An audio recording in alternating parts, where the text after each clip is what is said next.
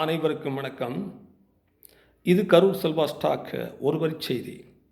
இன்றைய இந்த பதிவில் நாம் பார்க்க இருப்பது நேர்மறை சிந்தனை மற்றும் எதிர்மறை சிந்தனை.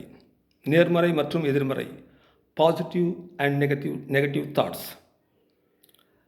ஜென்சி கிட்ஸ் என்று அழைக்கப்படுகிற நாளைய எதிர்கால சந்ததிகள் நேர்மறையோடு இருக்கின்றார்களா அல்லது எதிர்மறையோடு இருக்கின்றார்களா என்று பார்த்தால் இரண்டிலுமே கலந்துதான்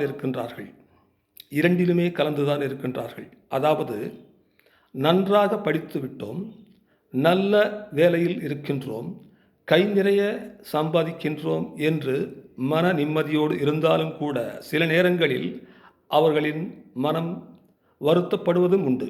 எதிர்மறையாக சில நேரங்களில் அவர்களின் மனம் வருத்தப்படுவதும் உண்டு. தனிமையில் இருக்கின்றோம், உறவுகளின் இடைவெளி அதிகமாக இருக்கின்றது.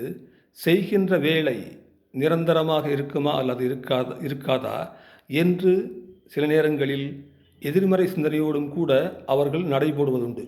இருந்தாலும் கூட நிறைய இளைஞர்கள் தைரியத்தோடும் தன்னம்பிக்கையோடும் விடாமுயற்சியோடும் இன்று இந்த சமுதாயத்தில் முன்னோக்கித்தான் சென்று கொண்டிருக்கின்றார்கள். நிறைய இளைஞர்கள் நேர்மறையோடு தான் சென்று கொண்டிருக்கின்றார்கள் என்பது என்னுடைய கருத்து.